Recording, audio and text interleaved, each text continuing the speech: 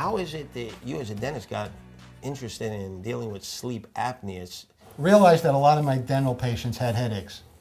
Understood about this whole thing about TMJ. So I take this program at UMDMJ, and we're treating patients up in Newark, this 2-year program. And the patients that aren't responding to treatment all wind up having sleep issues.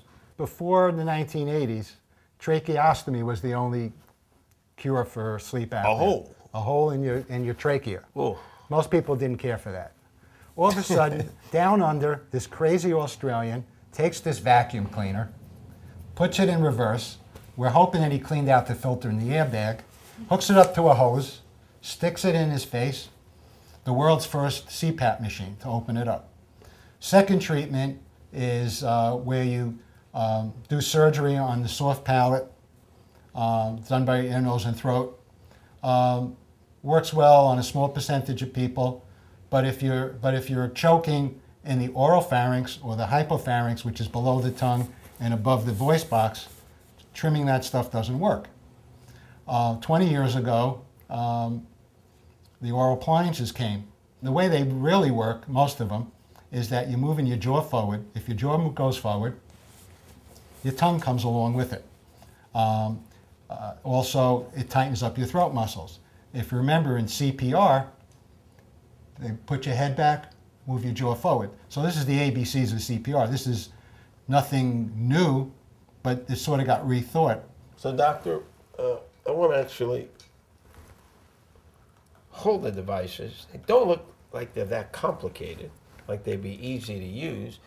That's a tap appliance, been around for 4 or 5 years. Okay. Very successful in that period of time. And how is it different than these two devices? Well, this one encroaches the tongue a little bit. Mm-hmm. The big progress in the last 5 to 10 years is that you can titrate the jaw position within 1/4 of a millimeter, this device 1/10 of a millimeter, so you can gently move your jaw forward and change the vertical opening. This one is another Australian import, just like the CPAP was originally, the Somnamid.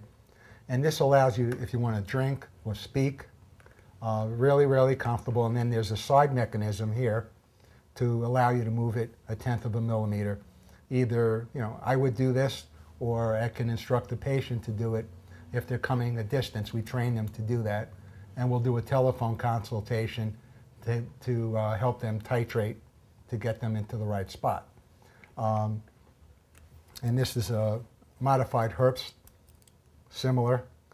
And the real trick is to find the right appliance. We have the experience to know which appliance would work best in your particular mouth. That's the expertise and the intellectual property we have. Do you yourself actually use the device that you would advocate others wear to deal with their sleep apnea? Been doing this 20 years, and just by chance, 8 years ago, by trying out some new designs, I felt a big difference. Even though I only had 4 hours of sleep that night, felt like I had 12.